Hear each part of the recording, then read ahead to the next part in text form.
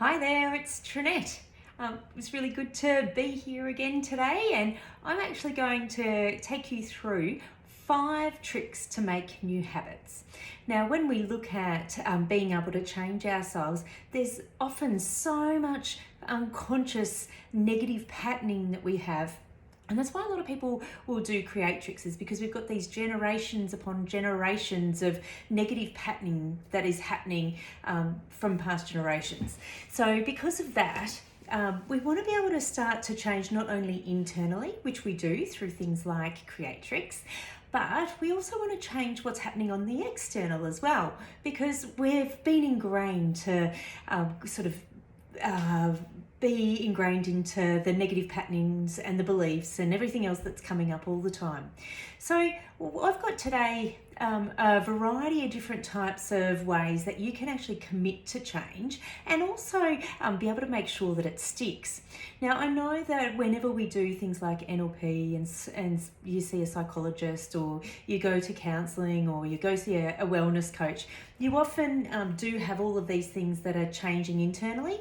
But today we're looking at changing something externally. So it could be potentially being more grateful, or it could be potentially maybe exercising more, or eating healthier, or changing something that you know is actually causing you a bit of drama in your life.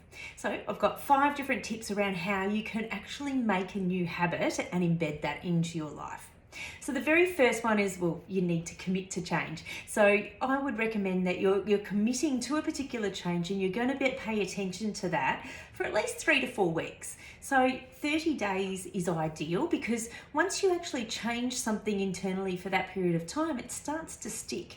So that it's that stickness that you want to be able to ensure that it happens, so then that negative patterning that you had before doesn't creep back in. So commit to change is the very first thing you want to look at. The second one is starting simple. You don't want to be committing to too many things all at once. So start something very simple to begin with. So if you're wanting to improve your positive outlook on life, maybe you might want to start a gratitude diary. And it could be simply just writing down one thing you're grateful for, or 3 things that you're grateful for every day when you wake up. Now, the third thing that you might want to do is to be able to make that habit a daily thing, so you've got some kind of consistency there.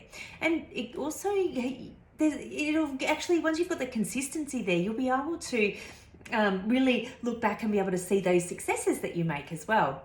So just keep it simple, make it daily, and make sure that there's something there concrete that you can actually see that you're actually doing a good job. Now, a lot of people like to have a accountability buddy. Now, getting a buddy involved will help you to just make sure that you're keeping on track. Now, when you are keeping on track, then you're more likely to repeat the habit that you're on. And having someone prompt you and checking in with you will most likely push you along the way that little bit better too. So it gives you that some kind of accountability.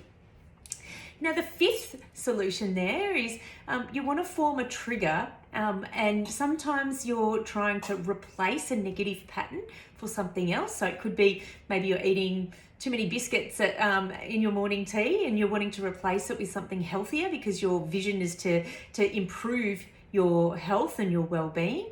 So because of that, you may replace the unhealthy snack or the less healthy snack with something a little bit more healthy. So it could be replacing the biscuit for the fruit.